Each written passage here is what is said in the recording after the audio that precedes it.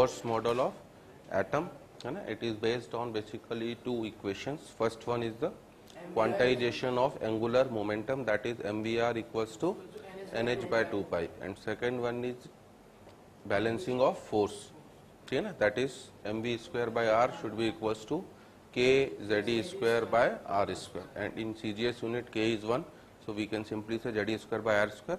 By this we have to calculate three things. First one is radius, second one is velocity, and third one is energy. So radius we have done the calculation in the last class, and on the large formula for radius was n square h square upon 4 pi square m z square, and on putting the values of all the constant, it comes out to be 0.529 into n square by z Armstrong.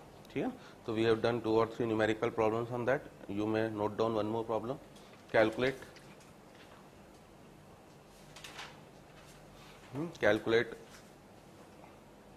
circumference, diameter, calculate circumference, diameter and area of fourth Bohr orbit,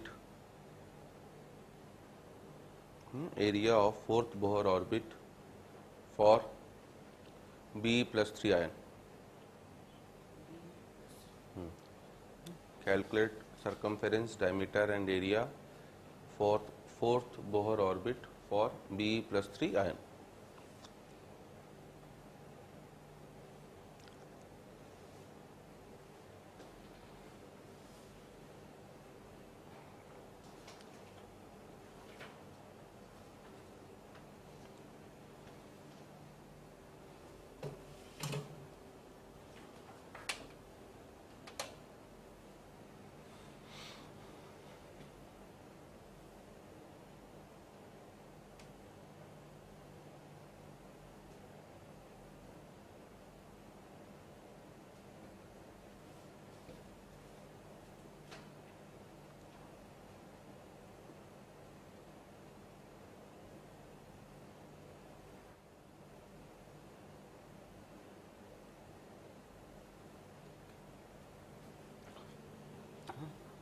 What was the formula for radius? It is Rn equals to 0.529 into n square by z Armstrong. Okay. Now he is given B plus 3 ion. So for B plus 3 ion, what will be the value of z? 4. And what will be the value of n? 4th. Fourth Bohr orbit बोला है. So first of all, I will calculate the radius, which is 0.529 into 4 square by 4. तो एक 4 तो क्या हो जाएगा आपका cancer? It is 2.116 Armstrong. ठीक है ना. तो दिस विल बी रेडियस. तो अब आप रेडियस से रिलेटेड जो पैरामीटर्स हैं वो सभी हमसे पूछ सकता है. अगर मुझे रेडियस पता है तो डायमीटर मुझे पता है किसके बराबर होता है? 2r. So it will be 2 into 2.116, that is 4.232 Armstrong. ठीक है ना. अब अगर मुझे डायमीटर पता है बेटा, तो सरकमफेरेंस कितना हो जाएगा मेरा? 2 पाई r. तो बस इसी को मल्टीप्लाई कर दूंगा किससे? पाई से. और अगर मुझसे एरिया पूछा जा रहा है तो एरिया मेरे लिए किसके बराबर हो जाएगा आपका? पाई r स्क्वायर. ठीक है ना. तो यू कैन रिमेम्बर कि आपसे रेडियस से जरूरी नहीं कि वो हमेशा रेडियस ही पूछे, है ना. रेडियस वाले फॉर्मूले से आपसे रेडियस, डायमीटर, सरकमफेरेंस, एरिया, ये 4 तरह के पैरामीटर्स आपसे पूछे जा सकते हैं.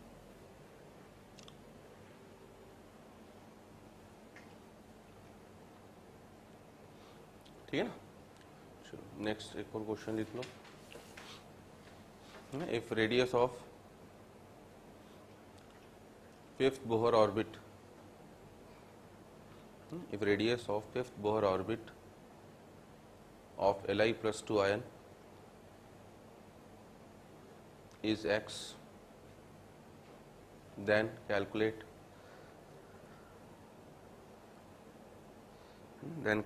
radius of third Bohr orbit of He plus ion of He plus ion in terms of x.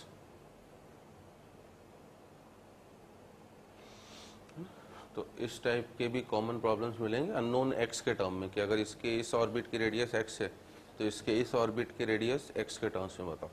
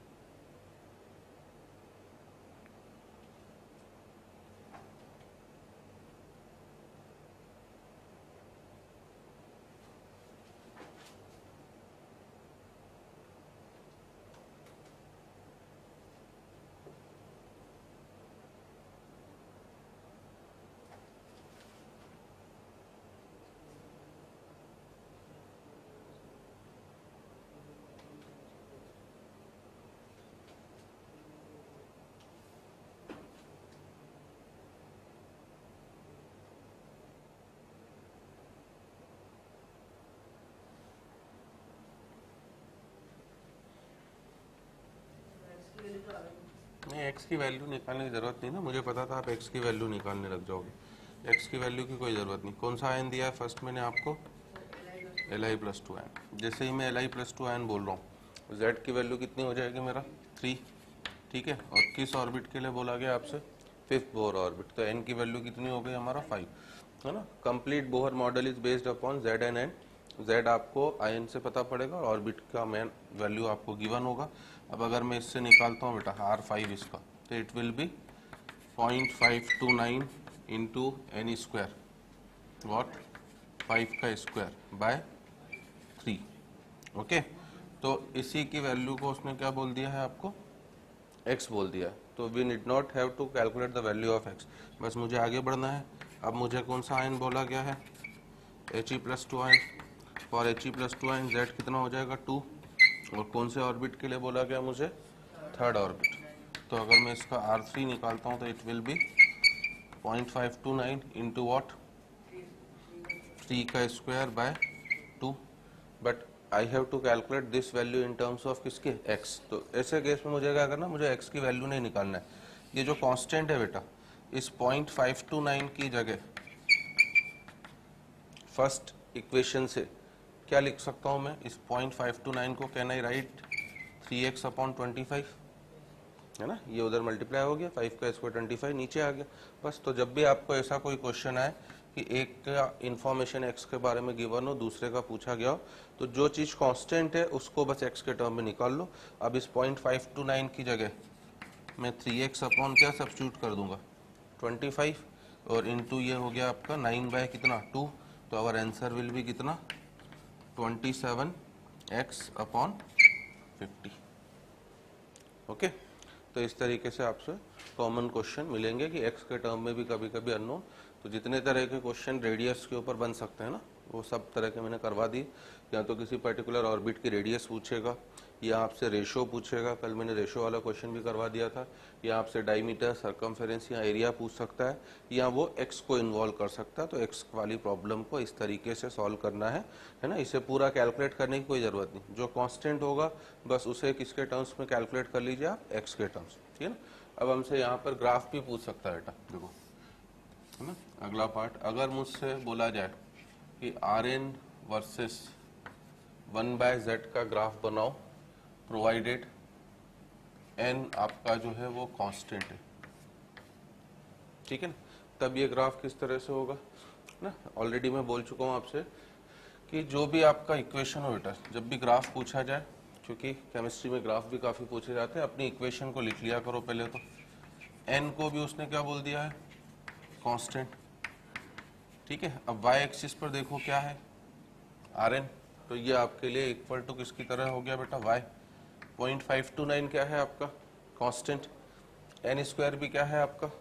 Constant, तो ये पूरा पूरा टर्म मेरे लिए क्या हो गया बेटा, कांस्टेंट m लिख दूं, और x एक्सिस पर क्या वैल्यू लिखी हुई है मेरा 1/z, तो क्या मैं इसे पूरा x लिख सकता हूँ, है ना। जो x एक्सिस पे लिखा हो उसे x ले लो, जो y एक्सिस पे लिखा हो उसे y, और बाकी जो चीजें नहीं गिवन है वो क्या हो गया आपका कांस्टेंट। तो ये किस तरह का हो गया, y equals to mx, and y equal to mx किस तरह का ग्राफ होता है हमारा, straight line passing through origin, ठीक है ना। तो अगर आर एन वर्सेज 1/z का ग्राफ आपसे पूछेगा तो that graph will be straight line passing through क्या हो जाएगा हमारा ऑरिजिन। हाँ तो आता है ना, सब जगह आएगा वो, तो इक्वेशन मैथमेटिक्स की है बट वो आपसे कहीं पर भी पूछ सकता है। तो आप नेक्स्ट हेडिंग डाल लो हमारा पहले, ग्राफ्स रिलेटेड टू रेडियस।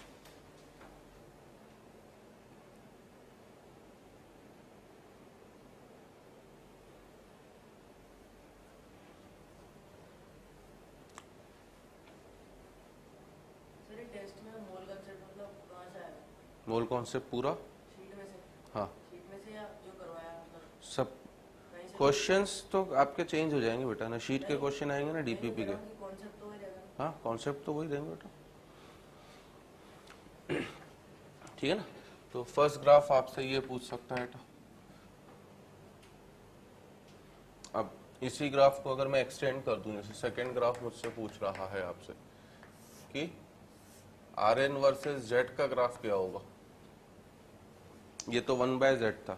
अब अगर आर एन वर्सेज जेड का ग्राफ अगर आपसे पूछा जाता है तब आप 1/z को x पुट नहीं करोगे, तब आप z किसे पुट करोगे, केवल x किसे पुट करोगे, केवल z को। तब ये इक्वेशन y बराबर किस तरह की हो जाएगी, m इंटू 1/x। क्या इस तरह की इक्वेशन बताई गई है, अभी आई है क्या सिलेबस में ना। इस तरह का ग्राफ हमेशा कर्वेचर नेचर का होगा, ठीक है, और इसका नाम होता है क्या आपका रेक्टेंगुलर हाइपरबोला, है ना। केमिस्ट्री में इन जनरल ध्यान रखना कि we will deal only with two types of graphs, या तो स्ट्रेट लाइन या कर्वेचर, ठीक है ना। तो अगर y और x प्रोपोर्शनल दिख जाए बेटा तो ग्राफ विल बी, और पावर भी दोनों की कितनी हो 1 1, तो वो ग्राफ हमेशा किस तरह का होगा, स्ट्रेट लाइन। और अगर प्रोपोर्शनल नहीं है तो that graph will be curvature. और मैथमेटिक्स में जाओगे तो अलग अलग ग्राफ का अलग अलग नाम भी होता है, जैसे इस तरह के ग्राफ का नाम क्या होता है, रेक्टेंगुलर हाइपरबोला, ठीक है ना। अब इसमें आप देख सकते हो कि जब x 0 होगा तो y की वैल्यू कितनी हो जाएगी, इन्फिनिटी, और जब ये 0 होगा तो x की वैल्यू इन्फिनिटी।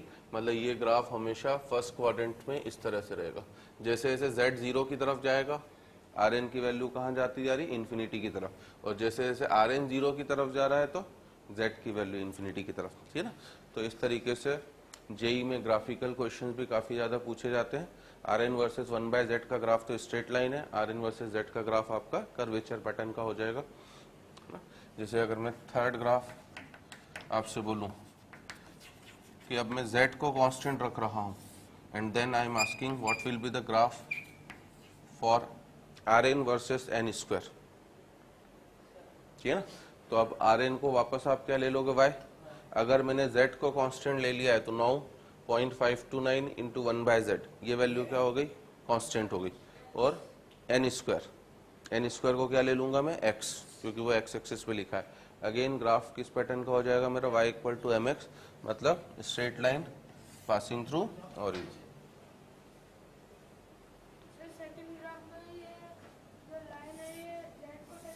नहीं, किसी को भी नहीं, न इस एक्सिस को टच करेगी, न इस एक्सिस को टच करेगी, है ना। एंड अगेन मैं थोड़ा सा पैटर्न फिर से चेंज कर दूं कि आर एन वर्सेज एन का ग्राफ बनाओ, तो नाउ यू कैन सी कि अब आपकी equation y equal to m x की नहीं होगी, now it is y equals to m x square हो जाएगा, क्योंकि अब n को मैंने x मान लिया है। तो अगेन पावर दोनों की 1 1 नहीं है, दैट मीन ये ग्राफ आपका स्ट्रेट लाइन का नहीं होगा, है ना। ये ग्राफ हाइपरबोला नहीं बेटा, this graph is of parabola, ठीक है ना। तो अभी इनके नाम बस लिख लेना, आपको इनकी कोई जरूरत नहीं। That's why I am saying कि in chemistry we will deal with only two types of graph, straight line या फिर कर्वेचर, ठीक है ना। तो ये पैराबोला होगा और ये ग्राफ किस तरह से होगा आपका, इस तरीके से, ठीक है ना। तो हर इक्वेशन पर वो आपसे ग्राफिकल क्वेश्चन पूछ सकता है, जो भी इक्वेशन आपकी बनी हुई है। तो रेडियस से रिलेटेड आपसे ये ग्राफ पूछे जा सकते हैं, R n versus 1/z, R n versus z, Rn versus n square and Rn versus n.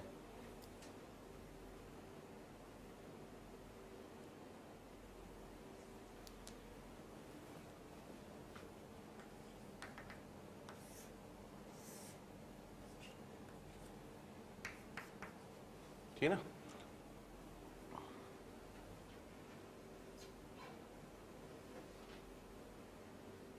अब अगेन अगर एक्सटेंशन करना चाहे वो प्रॉब्लम को आपसे क्वेश्चन के फॉर्म में पूछ सकता है। We know that the graph between R n versus 1/z किस तरह का होगा हमारा, straight line passing through origin, ठीक है ना। और सबके लिए सेम होगा कि अलग अलग आयन के लिए अलग अलग हो जाएगा, सबके लिए अलग अलग होगा बेटा, है ना। आयन चेंज करते ही क्या हो जाएगा, सबका ग्राफ भी अलग अलग हो जाएगा। वेरिएबल होगा कि नहीं होगा आपका, ठीक है ना। तो जैसे जैसे अगर मैं 2 ग्राफ बना दे रहा हूं, होगा सबके लिए क्या, straight line passing through origin. अब मैंने आपसे 2 ग्राफ बना दिए, एक को ए नाम दे दिया, एक को बी नाम दे दिया। मैंने बोला आपके पास 2 चीजें हैं, एक हाइड्रोजन है और एक He+ है। कौन सा ग्राफ हाइड्रोजन का होगा, कौन सा ग्राफ He+ का होगा, सर ये जो बी वाला है वो ठीक है ना। तो अब मैं किस तरह से जज करूंगा, मुझे क्या देखना है, हाइड्रोजन का Z कितना है 1, He+ का Z कितना है 2। जिसका Z कम होगा बेटा उसके लिए 1/z की वैल्यू क्या होगी आपकी, ज्यादा होगी, है ना।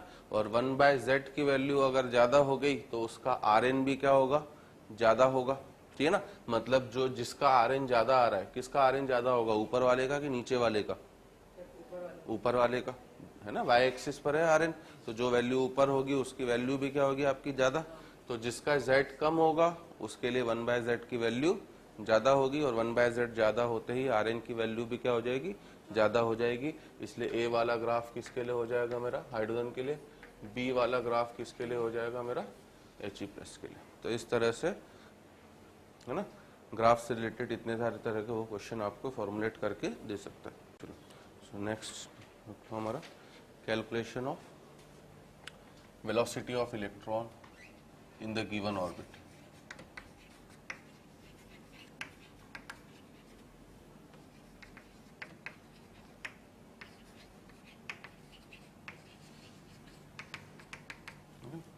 So after radius, now we are coming for velocity of electron in the given orbit.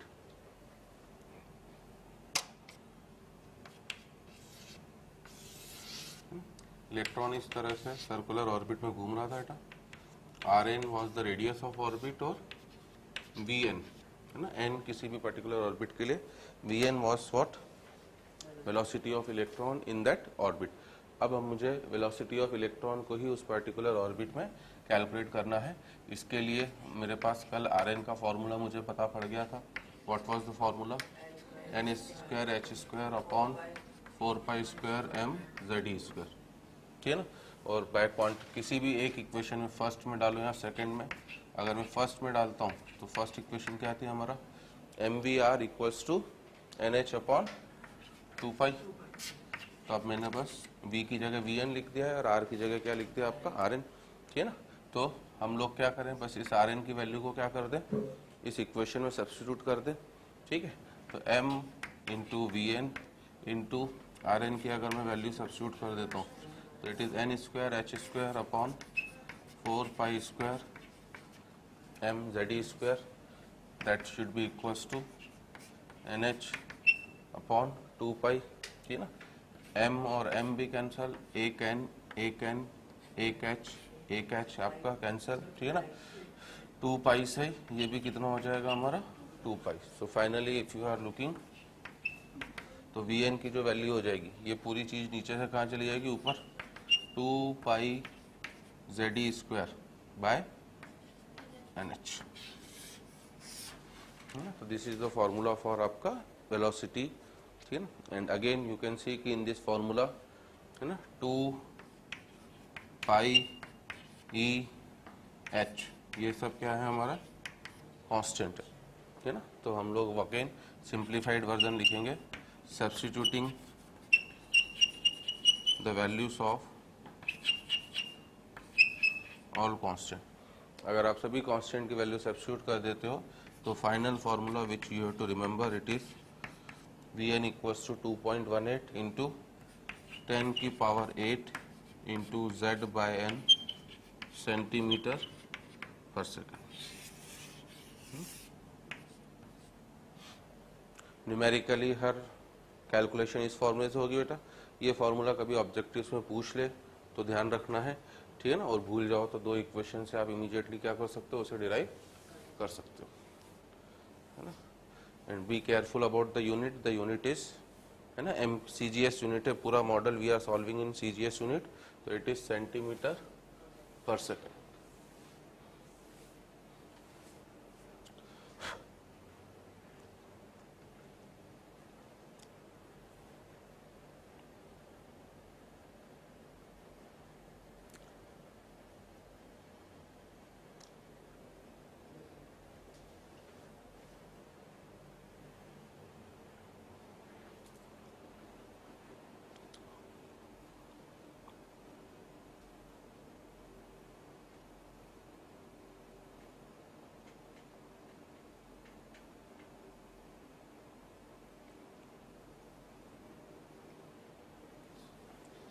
ठीक है ना।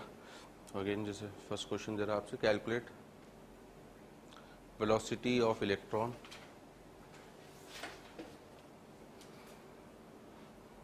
calculate velocity of electron in third Bohr orbit, velocity of electron in third Bohr orbit of Li plus 2 ion.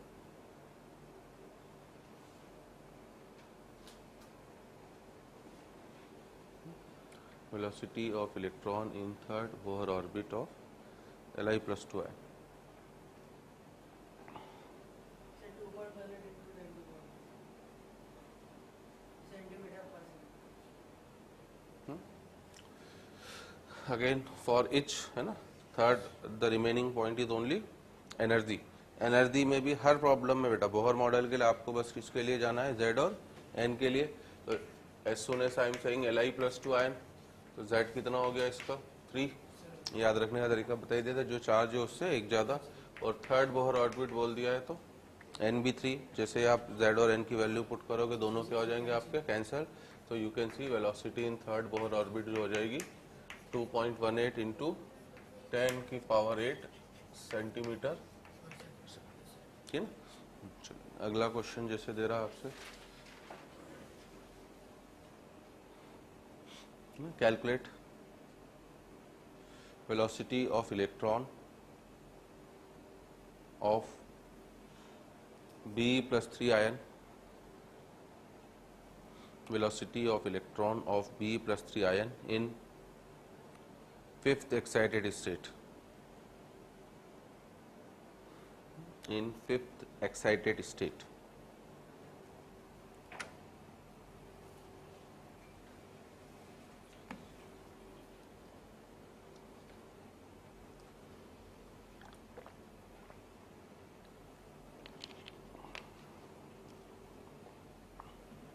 Sir, approximately 14.4 into 10 की power 8 centimeter per second.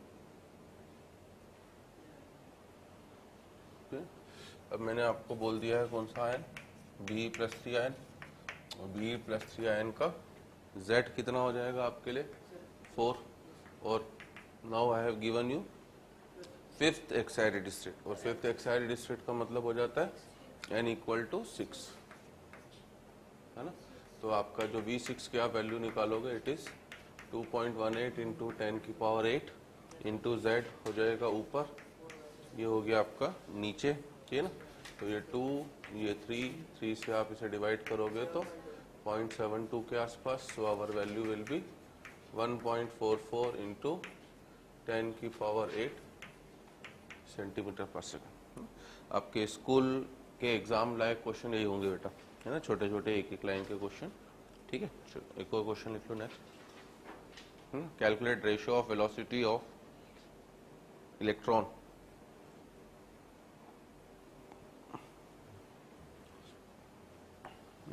calculate ratio of velocity of electron of fifth Bohr orbit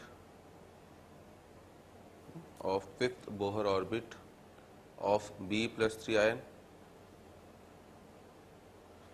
fifth Bohr orbit of B plus 3 ion to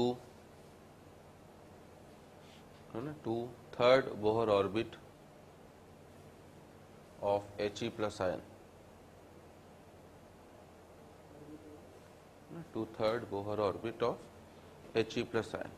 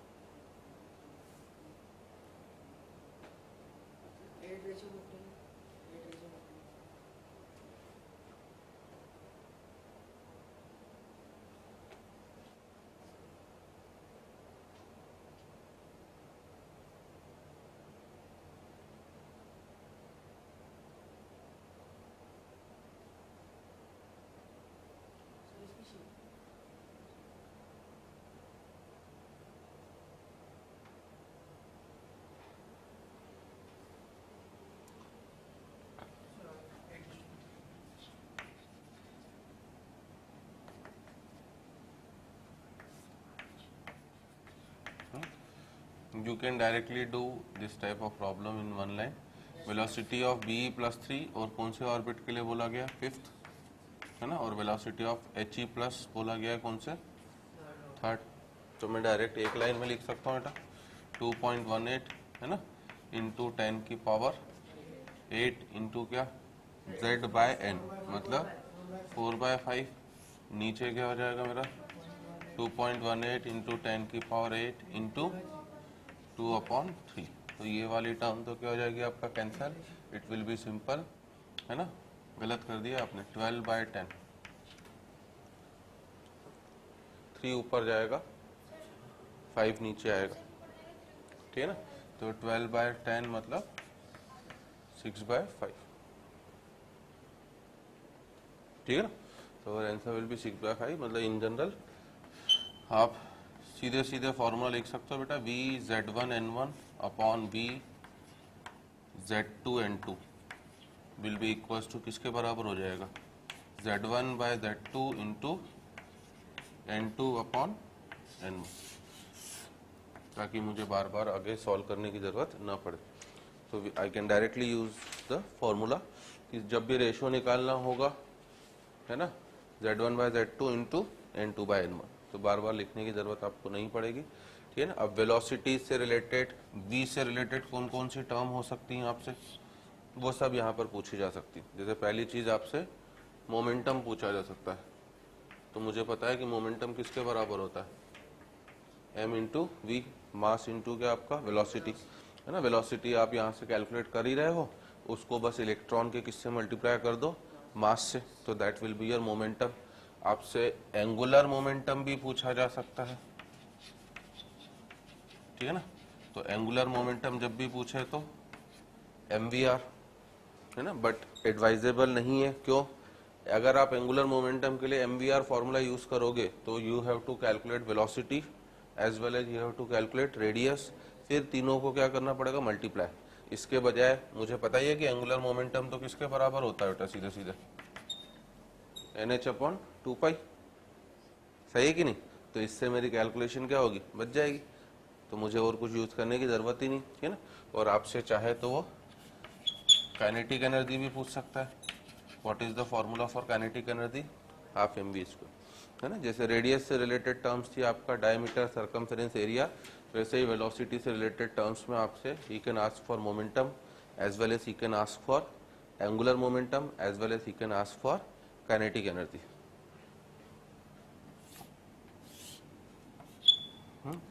again he can ask for graphs कि V versus Z का graph कैसा होगा, provided n constant है. तो I will say it is straight line passing through क्या आपका origin है ना, क्योंकि मैंने n को कांस्टेंट रख दिया है. तो V और Z क्या हो गए, एक दूसरे के डायरेक्टली प्रोपोर्शनल है ना. V वर्सेस 1/n का ग्राफ पूछे अगर, Z कांस्टेंट है, तो this graph is again straight line, because मैंने 1/n को क्या ले लिया, x ले लिया, ठीक है ना। बट अगर वो आपसे पूछ रहा है graph for v versus z का, ये सॉरी v वर्सेस n का, ठीक है ना। तो अगर वो आपसे v वर्सेस n का ग्राफ पूछेगा तब क्या हो जाएगा हमारा ग्राफ, ठीक है ना। अब ये स्ट्रेट लाइन का ग्राफ न होकर किस तरह से हो जाएगा, फिर से रेक्टेंगुलर हाइपरबोला की तरफ। जैसे जैसे n 0 की तरफ जाएगा वैसे वैसे आपका वेलोसिटी क्या होती जाएगी, बढ़ती जाएगी, और जैसे जैसे n बढ़ता जाएगा वेलोसिटी की वैल्यू क्या होती जाएगी, कम होती जाएगी। थर्ड एंड मोस्ट इम्पॉर्टेंट, सबसे ज़्यादा जो क्वेश्चन आएंगे वो एनर्जी के ऊपर, calculation of electron, energy of electron in any orbit. This is very important. Normally question comes on energy. So this third topic is most important, calculation of energy of electron in any orbit, है ना, है ना। Now what is happening, electron is revolving around the nucleus in closed circular orbit, ठीक है ना।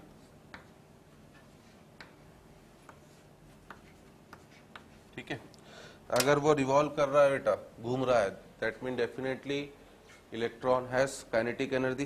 कोई भी चीज घूम रही है तो एनर्जी है ही बेटा, काइनेटिक एनर्जी, वेलोसिटी भी। और काइनेटिक एनर्जी किस फॉर्मूले से दी जाएगी हमारा, हाफ mv², है ना। इसके ऊपर भी चार्ज है q1, इसका चार्ज कितना है Ze, और इसका चार्ज कितना है q2e। And I have already describe the properties of charges कि when you have a charge system q1 and q2, दो charges are placed at a distance of r, तो उस सिस्टम की पोटेंशियल एनर्जी क्या हो जाती है हमारा q1 q2 by r, तो इस सिस्टम की क्या होगी, पोटेंशियल एनर्जी भी होगी। तो जब इलेक्ट्रॉन किसी क्लोज सर्कुलर ऑर्बिट में घूम रहा है तो वो दो तरह की एनर्जी पजेस करता है, पोटेंशियल एनर्जी भी और काइनेटिक एनर्जी भी, और उन दोनों का सम जो हो जाएगा that will be our total energy. तो हमारे पास टोटल तीन तरह की एनर्जीज हो गई, potential energy, kinetic energy and total energy, है ना। तो इसमें आप लिख सकते हो electron in any particular orbit,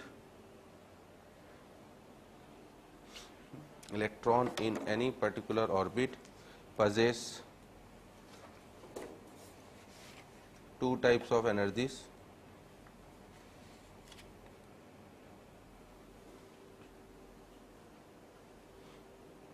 है ना। Electron in any particular orbit possess two types of energies, है ना। फर्स्ट है आपका काइनेटिक एनर्जी, ब्रैकेट में इन के भी लिख लेना शॉर्टकट में। फर्स्ट इज काइनेटिक एनर्जी के, जिसमें लिखना it is due to motion of electron, it is due to motion of electron, ठीक है ना। तो ये इलेक्ट्रॉन के मोशन की वजह से है, और काइनेटिक एनर्जी हमारे लिए किसके बराबर हो जाएगा बेटा, हाफ mv², है ना। सेकेंड लिखना हमारा पोटेंशियल एनर्जी, है ना, ब्रैकेट में P। तो second energy is your potential energy P, है ना। और इसका मतलब है हमारा इट इज ड्यू टू charge system of nucleus and electron,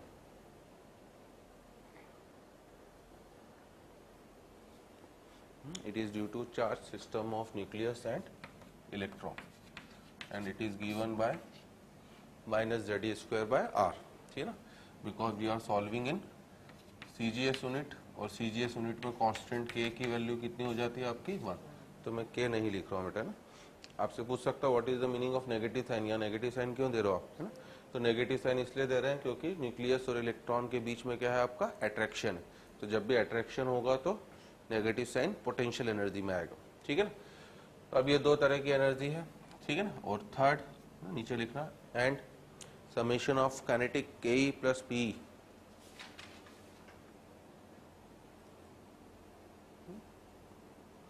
and summation of Ke plus P is known as total energy,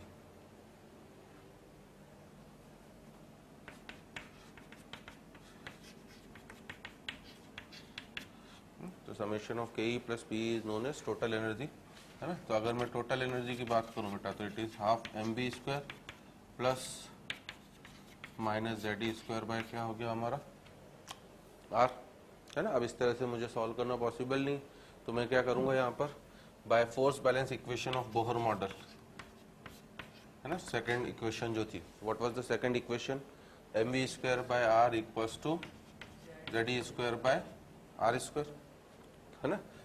क्या मैं यहाँ से एम वी स्क्वायर को Z E square by R लिख सकता हूँ, है ना। एक आर क्या हो गया आपका कैंसिल हो गया, तो M V square equal to किसके बराबर हो गया, Z E square by R. तो काइनेटिक एनर्जी को मैं हाफ एम वी स्क्वायर की जगह क्या लिख दूंगा, मैं half Z E square by R लिख सकता हूँ। और अगर मैं इसकी जगह भी यही सब्स्टिट्यूट कर दूं बेटा, half Z E square by R plus minus Z E square by R, समझे। तो अब क्या है, Z E square by R तो क्या हो गया कॉमन, 1/2 प्लस -1, मतलब नेट कितना हो जाएगा आपका, कितना बचेगा -1, ठीक है ना। तो टोटल एनर्जी के लिए आपका फाइनल फॉर्मूला क्या हो गया, minus Z E square by are.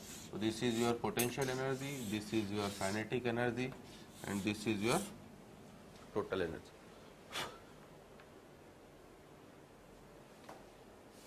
ठीक है ना।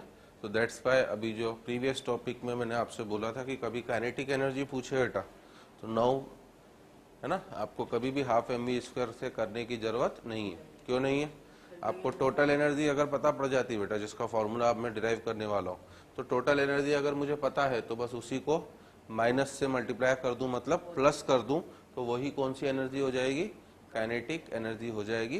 क्योंकि काइनेटिक एनर्जी कभी भी नेगेटिव नहीं हो सकती, ठीक है ना। तो उस फॉर्मूले से अब नहीं जाएंगे, बताने के लिए मैंने वहां भी लिखवा दिया, वी विल ऑलवेज गो, कभी भी किसी भी तरह की केवल एनर्जी बोल रहा है तो दैट एनर्जी इज ऑलवेज कौन सी एनर्जी, टोटल एनर्जी, है ना। बट अलग अलग पूछ रहा है कि पोटेंशियल एनर्जी और काइनेटिक एनर्जी, तब भी मुझे अलग अलग नहीं करना, पहले मैं टोटल एनर्जी निकाल लूंगा, उसी का माइनस हटा दूंगा तो that will be kinetic energy, और उसका डबल कर दूंगा तो that will be potential energy, ठीक है ना।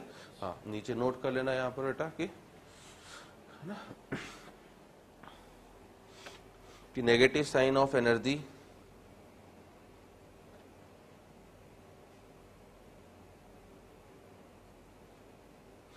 negative sign of energy indicates that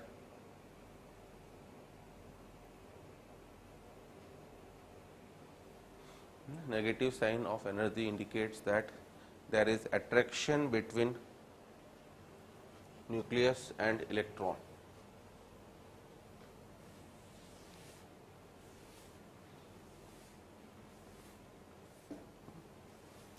There is attraction between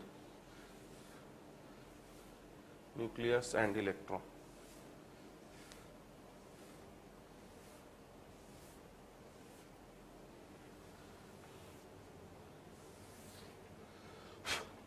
ठीक है ना। तो ये ध्यान रखना, ये बोर्ड में पूछ लेता आपसे फुल एग्जाम, ठीक है। नाउ, है ना, अगर मैं के ई बाय, है ना, नेक्स्ट लिख लो आप अपना हेडिंग पहले, है ना, रेशियो ऑफ, है ना, ratio of K E is to P is to T, ratio of K E is to P is to T.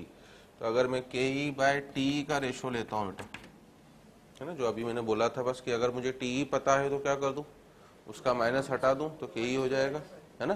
तो अगर मैं रेशियो ले लेता हूँ बेटा, K E is half Z E square by R और T is minus half Z E square by R, तो कभी भी आपसे के ई अपॉन टी का रेशियो बोलेगा तो इट इज -1। अब अगर मैं ऐसे ही पी अपॉन टी का रेशियो निकालूं तो P is minus Z E square by R और T is minus half Z E square by R, है ना। Z E square by R, R भी कैंसिल, माइनस माइनस भी कैंसिल, कितना रेशियो हो जाएगा आपका 2, ठीक है ना। मतलब यू कैन डायरेक्टली राइट, है ना, अल्फाबेटिकल ऑर्डर में लिख रहा हूँ। सबसे पहले अल्फाबेटिकल ऑर्डर में क्या आएगा, के के बाद क्या पी और पी के बाद क्या टी, सही है ना। के पहले आता है, फिर पी आता है, फिर टी आता है। तो ये रेशियो अगर आपको बोला जाए बेटा तो इट इज 1:-2:-2 -1। अब आप किसी का भी देख लो ना, ke/t का रेशो बोलेगा तो 1/-1 मतलब -1, p/t का रेशो बोलेगा तो -2/-1 मतलब 2, और अगर आपसे ke और p का रेशो बोलेगा तो इट विल बी 1/-2 मतलब -1/2। ठीक है ना, तो ये रेशो भी आपसे पूछ सकता है, ध्यान रखना।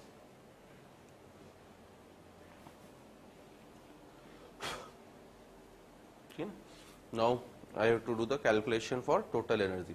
कि टोटल एनर्जी का फॉर्मूला क्या है बेटा, तो अगर मैं अब इसे En लिख दूं बेटा ना, ये तो सब रेशो बताने के लिए इस फॉर्मेट में लिख दिया। Now we are writing it as En। What is the meaning of En? Energy of electron in nth orbit,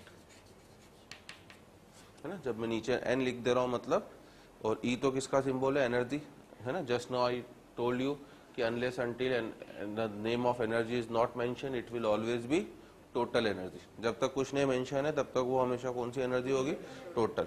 kinetic और पोटेंशियल के वो मेंशन करेगा। तो En का मतलब है energy of electron in nth orbit. तो अगर मैं En की वैल्यू निकालता हूं बेटा तो दैट विल बी, अब अगर मैंने n को इंट्रोड्यूस कर दिया है तो दैट विल बी, है ना, -1/2 Ze²। अब r की जगह भी मैं क्या सब्स्टिट्यूट कर दूंगा बेटा, Rn, क्योंकि हमें पता है कि रेडियस भी किसके ऊपर डिपेंड करती है, n की वैल्यू के ऊपर। ठीक है, और अगर मैं अभी प्रीवियस रेडियस वाले फॉर्मूले से Rn की वैल्यू यहाँ सब्स्टिट्यूट कर दूं, है ना, what was the formula for Rn? n² h² / 4π² m Ze²। ठीक है, तो इससे क्या हो जाएगा मेरा, ये 4π² m Ze² नीचे से कहाँ पहुंच जाएगा आपका, ऊपर। जैसे ही वो ऊपर पहुंचा तो En will be equals to -1/2 into 4π², तो रहेगा m, z एक नीचे है बेटा, एक ऊपर, तो z क्या हो गया आपका स्क्वायर, e² नीचे भी है ऊपर भी है, तो e⁴n² h²। इस 2 से भी क्या कर दूं, इस 2 को कैंसिल कर दूं, तो इसलिए फाइनल फॉर्मूला जो आपको एनर्जी का याद रखना है that is -2π² m Z² e⁴n² h², है ना। तो this formula is again very much important. ठीक है ना, ये बड़े फॉर्मूले कभी भी पूछे आप भूल सकते हो बेटा, कोई मना नहीं है, टीचर्स भी भूल जाते हैं। तो आपको पता है कि किस तरह से मुझे डेरिवेशन करना है। 2 इक्वेशन है, जस्ट आपको केवल एक रेडियस की कैलकुलेशन करना है। वेलोसिटी पूछेगा तो mvr = nh/2π में रेडियस रख देना, और एनर्जी पूछेगा तो -12 Ze²/r में केवल r की वैल्यू पुट करते ही आपको ये फॉर्मूले पता पड़ जाएंगे। ठीक है, and again you can C in this equation की क्या है आपका 2π m e और नीचे h, ये सब क्या है हमारे कांस्टेंट बेटा, इनकी वैल्यूज कभी भी चेंज होने वाली नहीं है ना। केवल वेरिएबल, अगर मैं फिर से देखूं तो यहाँ पर वेरिएबल्स मेरे पास केवल z और n ही है।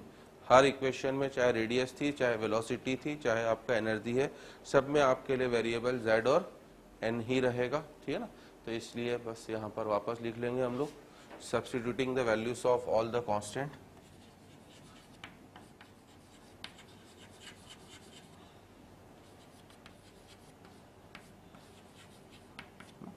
अगर मैं सभी कांस्टेंट की वैल्यूज यहाँ पर सब्स्टिट्यूट कर देता हूँ तो फाइनल फॉर्मूला जो आपको एनर्जी का याद रखना, it is -13.6 into Z² by n² electron volt, है ना। Be careful about the unit also, EV पर एटम। नॉर्मली अब हम लोग केवल EV लिखेंगे बेटा, and this formula is very much important. सबसे ज्यादा फार्मूला आपका यही यूज होगा, है ना।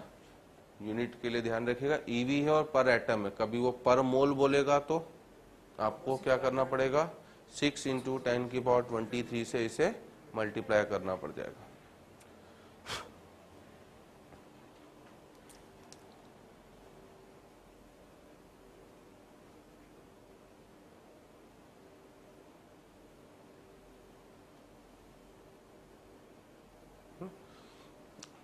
अब बोहर ने क्या बोला था बेटा कि जब तक इलेक्ट्रॉन एक पर्टिकुलर ऑर्बिट में घूमता रहेगा तब तक वो एनर्जी ना तो लूज करेगा ना गेन। तो वो चीज यहाँ से भी जस्टिफाई हो रही है ना। पर्टिकुलर ऑर्बिट मतलब उसकी एन की वैल्यू क्या हो गई बेटा, फिक्स हो गई, सही है कि नहीं।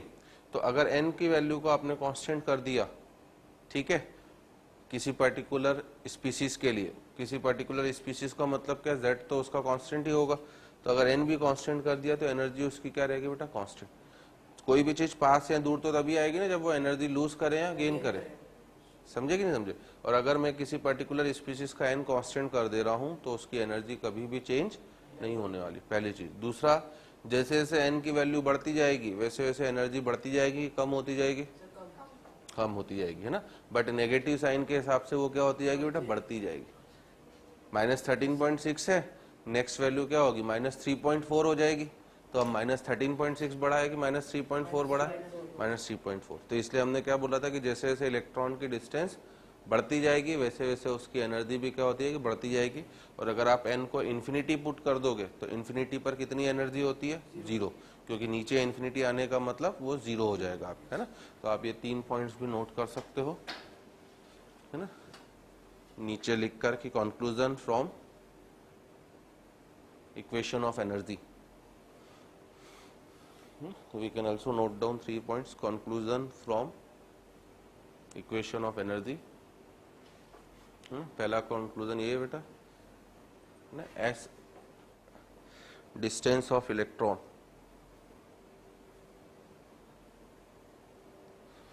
as distance of electron from nucleus, as distance of electron from nucleus increases,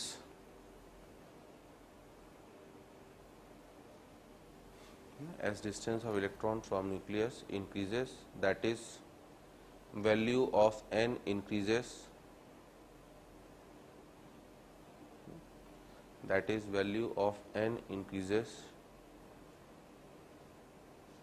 है ना, then energy also increases, then energy also increases। पहला पॉइंट। दूसरा पॉइंट लिखना बेटा कि, है ना, for a given element,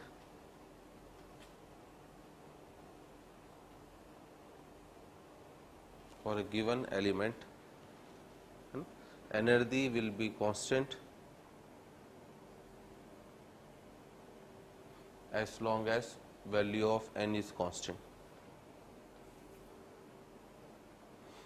For a given element, energy is constant as long as value of n is constant.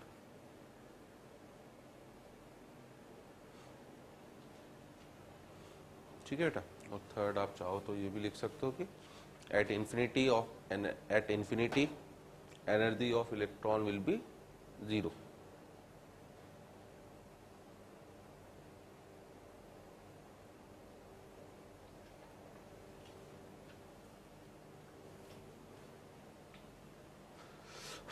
ठीक है। और जैसे पहला छोटा सा क्वेश्चन लिखो, calculate energy of first, second, third and fourth Bohr orbit.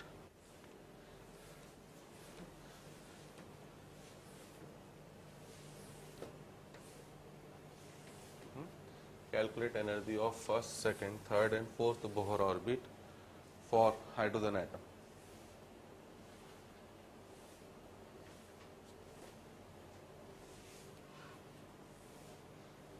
First के लिए तो -13.6,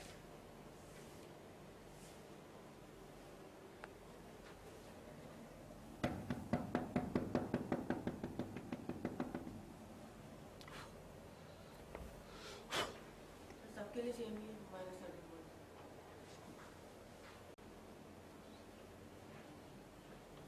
क्या हो जाएगा, है ना। जैसे ही मैंने आपसे एच एटम बोल दिया एटम, तो एच एटम का जेड कितना हो गया आपका 1, ठीक है ना। तो जेड 1 हो गया। एनर्जी पूछी जा रही है, जब तक कुछ नहीं बोला जाएगा कौन सी एनर्जी होगी आपकी, टोटल एनर्जी, ठीक है ना। तो अब बार बार पर एटम लिखने की जरूरत नहीं, हम लोग सीधे इसे केवल -13.6 into Z square by N square EV लिखेंगे। z ऑलरेडी 1 हो चुका है, इसलिए मेरा फॉर्मूला सिंपली क्या बचा, केवल -13.6 बाय एन स्क्वायर ईवी। अब आपसे first, second, third and fourth चारों ऑर्बिट की बोलिए, ठीक है ना। फर्स्ट ऑर्बिट मतलब n की वैल्यू 1, सेकंड मतलब 2, थर्ड मतलब 3, फोर्थ मतलब 4। फर्स्ट में आप 1 वैल्यू पुट करोगे तो E1 की वैल्यू हो जाएगी आपका -13.6 EV, ठीक है ना।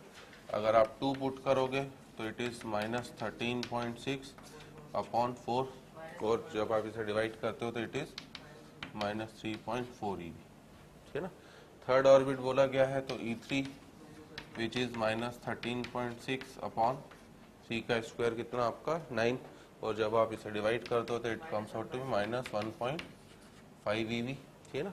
और जब आप फोर्थ बोलते हो तो E4 will be equals to -13.6 by 16, that is -0.85 EV, है ना। तो जितने क्वेश्चन मैंने नॉर्मली देखे हैं बेटा वो फोर्थ ऑर्बिट तक सबसे ज्यादा चलते हैं।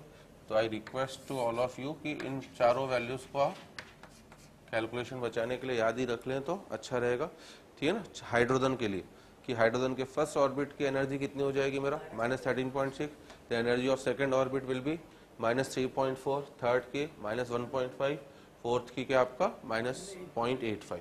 अब इससे क्या होगा, आपसे किसी भी ऑर्बिट के लिए पूछ रहा है, अगर आप ये चार वैल्यूज याद रखते तो first, second, third and fourth, तो अब केवल आपका काम क्या होगा बेटा, मल्टीप्लाई करना है ना। जैसे मैं एक अगला क्वेश्चन दे रहा हूँ, कैलकुलेट एनर्जी ऑफ, मतलब in fact you can write the formula कि energy of any other species, ठीक है ना, will be equals to energy of hydrogen into क्या, Z square. Can I write, सही कि नहीं, है ना। अगर आपको हाइड्रोजन की याद है बेटा, बस उसको किससे मल्टीप्लाई कर दो आप, जेड स्क्वायर से, तो ऑटोमेटिकली आपको उसकी एनर्जी मिल जाएगी। तो इससे हमारी कैलकुलेशन में टाइम बच जाता है। जैसे अगला छोटा सा क्वेश्चन मैं दे रहा हूँ कि calculate energy of third Bohr orbit, energy of third Bohr orbit of He plus ion, sir इसकी हो जाएगी -13.6 energy of third Bohr orbit of He plus ion.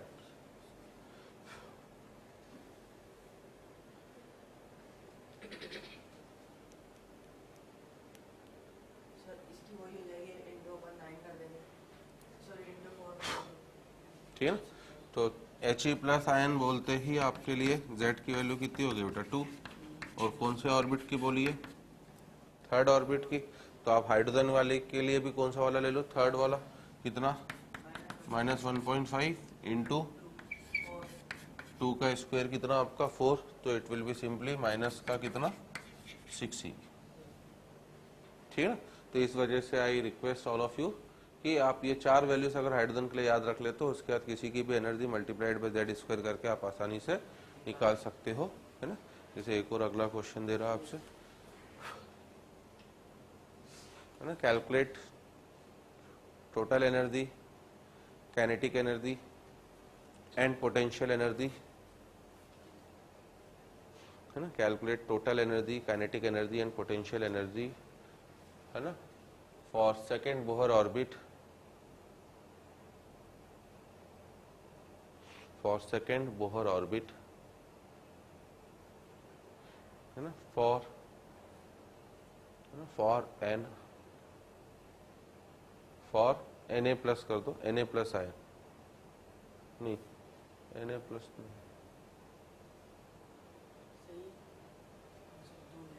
नहीं, Na प्लस काट दो, फॉर, है ना, for an element having atomic number 10, ऐसे कर दो, नए वे में फ्रेम कर रहे हो question. Calculate total energy, kinetic energy and potential energy for second Bohr orbit for an element having atomic number 10।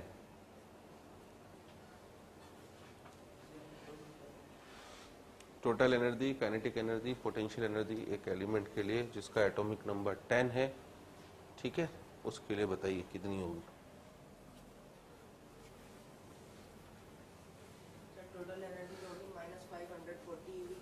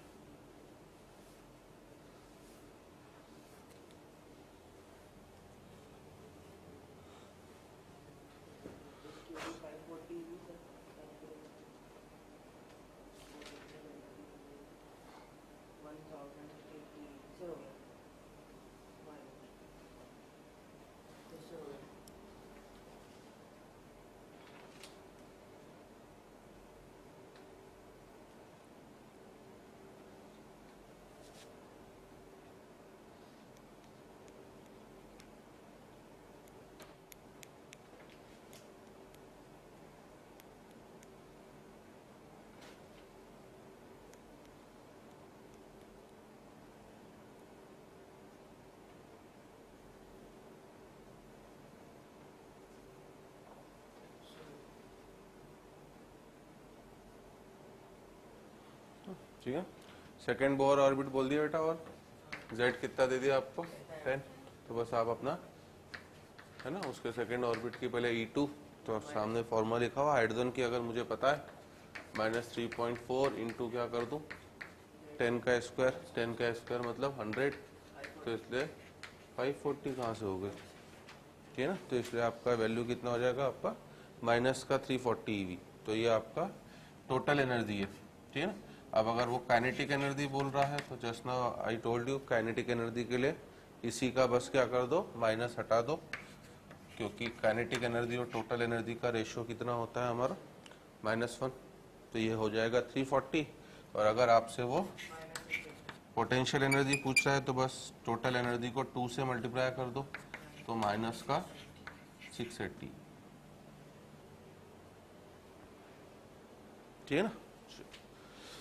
है ना, तो जस्ट नाउ अगेन हमने डिस्कस करा कि जब तक इलेक्ट्रॉन किसी पर्टिकुलर, है ना, चलो एक और पहले क्वेश्चन कर लो फिर आगे आ रहा हूँ। Calculate ratio of energy,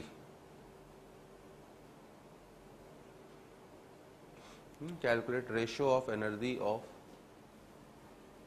third Bohr orbit of B+3 ion, third Bohr orbit of B+3 ion to fifth Bohr orbit of Li+2 ion.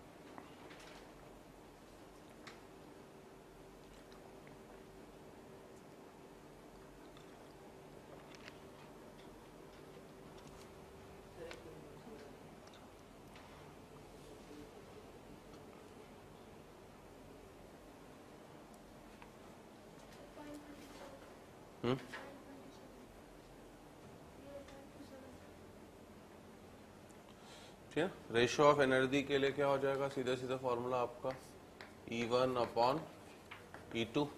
जब भी रेशियो की बात करी जाएगी ये कांस्टेंट वाली वैल्यू क्या हो जाएगी हमारी, कैंसिल हो जाएगी। तो E1/E2 will be equals to simply Z1² by Z2² into N2² by N1²। तो जब भी रेशियो वाली प्रॉब्लम बोले तो आपको सीधे सीधे ये, ठीक है ना, सीधे सीधे ये फॉर्मूला यूज कर देना है। अब जैसे उसने E1 जो बोला है इस प्रॉब्लम में, किसके लिए बोला है E1, बेरिलियम B+3, और कौन से ऑर्बिट के लिए बोला है, थर्ड, ठीक है ना। और अगला बोला है किसके लिए उसने, लिथियम Li+2, और उसके लिए किस ऑर्बिट के लिए बोला उसने, फिफ्थ बोहर ऑर्बिट, सही है ना। तो बस आपको ऊपर दिख गया बेटा Z1 कितना हो जाएगा आपका 4 का स्क्वायर अपॉन Z2 कितना आपका 3 का स्क्वायर इंटू N2, तो ये 5 का स्क्वायर नीचे से ऊपर चले जाएगा और फिर आपका 3 का स्क्वायर कहाँ आ जाएगा, नीचे आ जाएगा, समझे। तो you can directly use the formula कि आपको कुछ लिखने की जरूरत नहीं है, बस Z1/Z2 इंटू N2/N1 इस तरह से लिखोगे तो अपने आप पता पड़ जाएगा, इसका Z ऊपर, इसका Z नीचे, इसका 5 ऊपर, इसका 3 नीचे। 4 का स्क्वायर आपका 16, 5 का स्क्वायर आपका 25, मल्टीप्लाई करोगे तो 400, है ना, और नीचे आप मल्टीप्लाई करोगे तो 9 9 जा 80, ठीक है। रेशियो को कभी भी डिवाइड करने की कोई जरूरत नहीं है ना, जैसे आप डिवाइड करके बता रहे हो उसकी कोई जरूरत नहीं, हमेशा रेशियो के फॉर्म में ही पूछा जाएगा आपसे, ठीक है। चलो एक और छोटा सा क्वेश्चन कर सकते हो बेटा,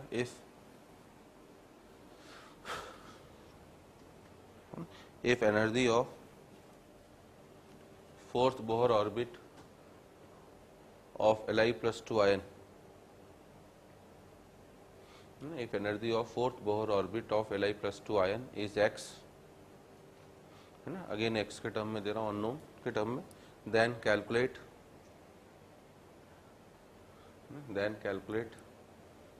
है ना energy of sixth excited state of He plus ion, energy of sixth excited state of He plus ion in terms of x.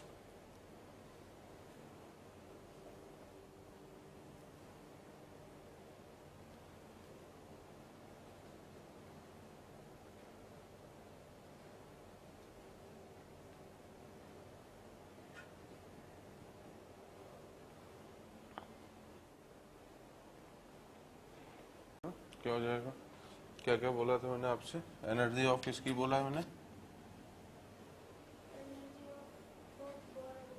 है ना, fourth Bohr orbit of Li plus 2 है, ठीक है ना। तो सबसे पहले तो मैं इसकी वैल्यू निकाल लूँ ना।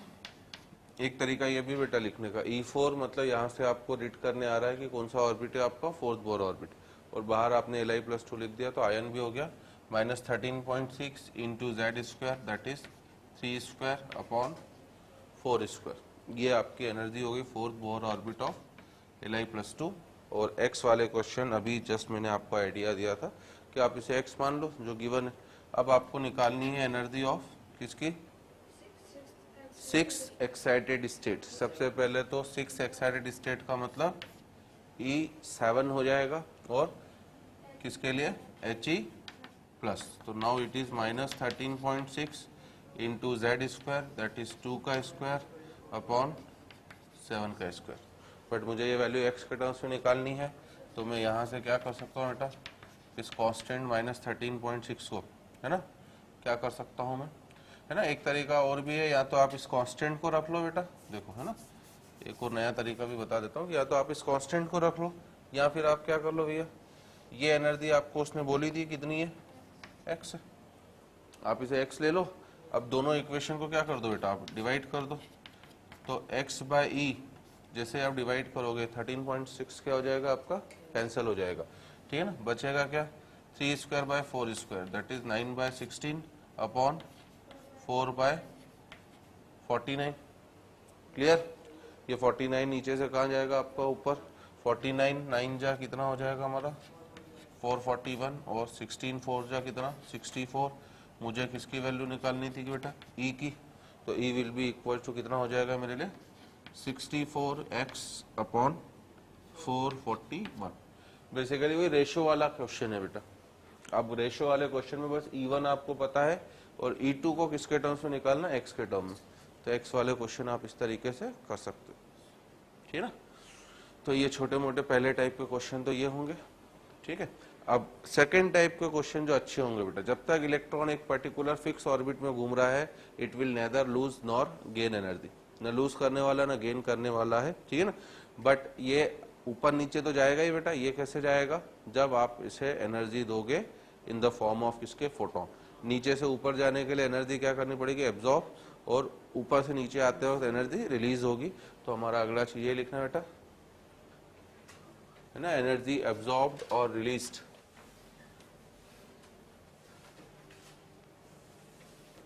During any transition.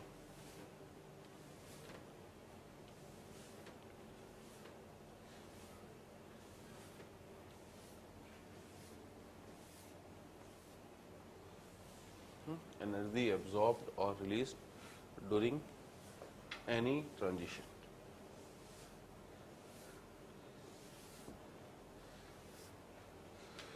ठीक है ना। जब उसे किसी लोअर ऑर्बिट से बेटा हायर ऑर्बिट में जाना है, सपोज करो ये आपका क्या है, लोअर ऑर्बिट, ठीक है ना, से उसे जाना है किसमें, हायर ऑर्बिट, है ना। तब उसे क्या करना पड़ेगा बेटा, एनर्जी को एब्जॉर्ब करना पड़ेगा, ठीक है ना। तो जब वो नीचे से ऊपर जाएगा तो उसे एनर्जी एब्जॉर्ब करना है, बट वो अगर किसी हायर ऑर्बिट से लोअर ऑर्बिट नीचे आएगा तब वो एनर्जी को क्या करेगा आपका, रिलीज, ठीक है ना। तो नीचे से ऊपर जाते वक्त उसे एनर्जी एब्जॉर्ब करना पड़ेगा, ऊपर से नीचे आते वक्त उसे एनर्जी रिलीज करना पड़ेगा, है ना। मान लीजिए इसका एनर्जी लेवल E1 है, इसका E2 है, ठीक है ना, इसका भी E1 है, इसका E2 है, ठीक है ना। तो चाहे एनर्जी एब्जॉर्ब हो चाहे एनर्जी आपका रिलीज हो, दोनों को ही हम लोग डिनोट करते हैं किससे, डेल्टा ई से, ठीक है ना। दोनों को आप किससे डिनोट करोगे, डेल्टा ई से। एंड दैट डेल्टा ई जो होगा it is always E2 minus E1, हमेशा, ठीक है ना। मतलब हमेशा हाइयर माइनस क्या होगा बेटा, लोअर। बस अगर वो नीचे से ऊपर जा रहा है तो आप उसे बोल दोगे क्या कि इतनी एनर्जी एब्जॉर्ब हो रही है, कभी नेगेटिव नहीं होगा। नेगेटिव क्यों नहीं होगा बेटा, ज्यादा एनर्जी किसकी है, E2 की ज्यादा है कि E1 की ज्यादा है, E2 की ज्यादा है। तो आप ज्यादा में से कम घटाओगे तो डेफिनेटली वैल्यू क्या मिलेगी आपको, पॉजिटिव। तो हमें हमेशा एनर्जी एब्जॉर्ब या रिलीज, हमें जो डेल्टा ई की वैल्यू बतानी है वो हमेशा पॉजिटिव बतानी है। इस वजह से हमेशा जो होगा वो आपका, इन डायरेक्टली मैं ब्रैकेट में लिख देता हूँ, energy of higher orbit minus energy of क्या, लोअर ऑर्बिट। बस टर्मिनोलॉजी में फर्क पड़ जाएगा। अगर वो नीचे से ऊपर जा रहा होगा तो मैं बोलूंगा कि इतनी एनर्जी वो क्या कर रहा है, एब्जॉर्ब कर रहा है, ठीक है ना। और अगर ऊपर से नीचे आ रहा है तो मैं बोलूंगा कि इतनी एनर्जी वो लूज कर रहा है। बट डेल्टा ई की जो वैल्यू होगी that will always be higher orbit minus lower orbit, ठीक है ना। और आप चाहो तो इसे फॉर्मूले के टर्म्स में भी बना के लिख सकते हो, -13.6 इंटू जेड स्क्वायर, सब्सटेंस तो एक ही है बेटा। E2 को बस मैं क्या लिख दूंगा, N2 square, minus of -13.6 into Z square upon N1 square. तो आप देख सकते हो कि, है ना, 13.6 और जेड स्क्वायर, ये दो टर्म तो क्या हो जाएगी मेरी, कॉमन हो जाएंगी, ठीक है। ये माइनस माइनस हो जाएगा क्या मेरा, प्लस। तो 1/N1 स्क्वायर प्लस का हो जाएगा, और ठीक है ना, और ये वाली टर्म किसके साथ हो जाएगी मेरी, माइनस के साथ, है ना। दिस इज द फॉर्मूला आपका डेल्टा ई का। तो इससे आप देख सकते हो आप हमेशा पॉजिटिव आने वाला है, क्यों, क्योंकि N1 आपका स्मॉल है और N2 आपका, है ना, लार्ज है।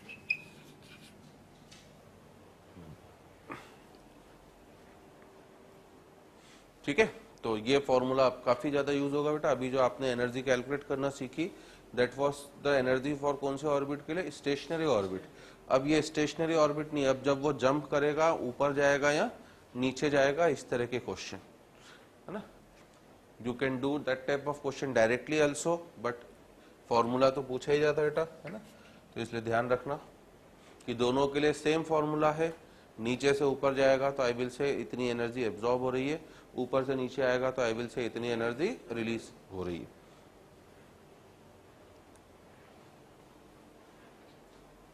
ठीक है। तो जैसे पहला छोटा सा एक क्वेश्चन दे रहा हूं अगर मैं आपको,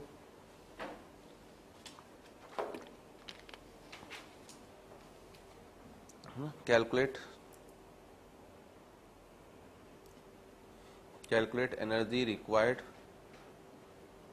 to promote the electron. Calculate energy required to promote the electron of Li plus 2 ion. Energy required to promote the electron of Li plus 2 ion from ground state to third excited state.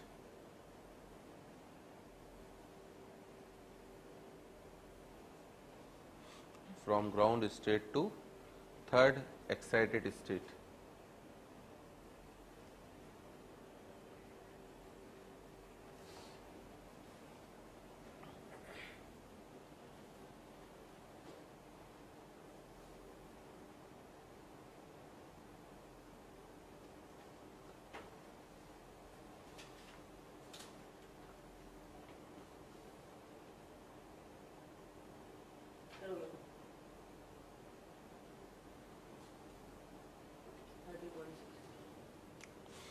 Ground state बोलते ही N1 कितना हो गया मेरा, 1, ठीक है ना। Ground state में बता चुका था आपको, लोएस्ट एनर्जी स्टेट जिसका N1 होता है। और कहाँ बोला मैंने आपसे, थर्ड एक्साइटेड स्टेट। तो थर्ड एक्साइटेड स्टेट बोलते ही N2 कितना हो गया मेरा 4, ठीक है ना। और मैंने आपको दिया है कौन सा आयन बेटा, Li+2 आयन, तो Z कितना हो गया इसका 3। तो इस तरह के कॉमन क्वेश्चन यही होंगे बेटा कि, है ना, ये बताओ। तो आप सीधे सीधे आपको डेल्टा E बराबर फॉर्मूला लगा देना है क्या, 13.6 into Z square that is 3 square, bracket में आपका 1/1 स्क्वायर माइनस 1/4 स्क्वायर, ठीक है ना। 1 का स्क्वायर तो 1 ही होता है, 4 का स्क्वायर कितना होगा आपका 16। तो 13.6 इंटू 3 का स्क्वायर कितना आपका 9 मल्टीप्लाइड बाय 15/60, ठीक है ना। तो अब ये आपने कैलकुलेशन अगर आप और बचाना चाहो तो आप इसे पॉइंट क्या लिख सकते हो बेटा, है ना 85, कैसे, फोर्थ ऑर्बिट ऑफ हाइड्रोजन। तो इसलिए मैं कह रहा हूँ कुछ डाटा आप याद रखोगे तो जल्दी हो जाएगा। 0.85 इंटू 9 कर देता हूँ तो 9 5 जा 45, 9 8 जा 72 प्लस 4 76, और अब इसे बस मैं मल्टीप्लाई कर दूँ किससे 15 से, 15 5 जा 75, 15 6 जा 90 प्लस 7 97, और 15 7 जा 105 प्लस 4 114.75 eV। तो इस तरह से क्वेश्चन आपको आ सकते हैं, है ना, कि अगर आपने 114.75 इलेक्ट्रॉन वोल्ट की एनर्जी दे दी, ठीक है, तो आपका Li+2 का जो इलेक्ट्रॉन ग्राउंड स्टेट में बैठा हुआ था वो ग्राउंड स्टेट से उठकर कहाँ पहुंच जाएगा, थर्ड एक्साइटेड स्टेट में पहुंच जाएगा, है ना। अगला क्वेश्चन और बढ़िया बनाना हो तो वो आपसे बोल सकता है कि अल्सो कैलकुलेट, इसी क्वेश्चन का सेकंड पार्ट है, also calculate wavelength and frequency of photon, है ना। अब ये नीचे से ऊपर अपने आप तो जाएगा नहीं, ऑलरेडी मैं बता चुका हूँ कि ये एनर्जी किससे ले रहा है, फोटोन से ले रहा है ना। तो हमसे सेकंड पार्ट यही बोल रहा है, also calculate wavelength and frequency of photon required for this transition, wavelength and frequency of photon required for this transition, है ना। तो कॉमन क्वेश्चन वेवलेंथ और फ्रीक्वेंसी के ऊपर ज्यादा मिलेंगे बेटा, है ना। अब बच्चा, अब जो मैंने आपको शॉर्टकट बताए वो आप यहाँ पर वापस यूज कर सकते हो। अगर आपसे लेमडा पूछा गया है बेटा तो do not waste your time, सीधे सीधे 12,400 अपॉन, इसको भी अप्रॉक्सीमेटली 115 ले लो, कोई दिक्कत नहीं। ये सीधे सीधे आपका लेमडा किस में आ जाएगा, आर्मस्ट्रॉन्ग, ठीक है ना। तो आपकी कैलकुलेशन काफी हद तक क्या हो जाएगी, बच जाएगी। सीधे सीधे 1 एक बार गया, बचेगा कितना आपका 90 0 900, मतलब अप्रॉक्सीमेटली आपका, है ना, 7 टाइम्स, तो 1070 आर्मस्ट्रॉन्ग के आसपास रफली, ठीक है ना। और एक बार लैम्डा आ गया, दूसरी चीज क्या पूछी गई थी आपसे, फ्रीक्वेंसी, उसके लिए मैं बता ही चुका हूँ क्या, 3 इंटू 10⁸ अपॉन लेमडा की वैल्यू 1.07 इंटू 10⁻⁻, कितना 7, ठीक है ना। तो दो दो लाइनों में, तीन तीन लाइनों में आपके न्यूमेरिकल क्वेश्चन क्या हो जाएंगे, इजीली सॉल्व हो जाएंगे, ठीक है। आपको शीट मिल गई है शायद एटॉमिक स्ट्रक्चर की, नहीं मिली है, अभी आओ बाहर बता देता, ठीक है ना। चलो, तो टेस्ट इस संडे को टेस्ट है आपका, है ना, अप टू बोहर मॉडल तक आ रहा है, ठीक है।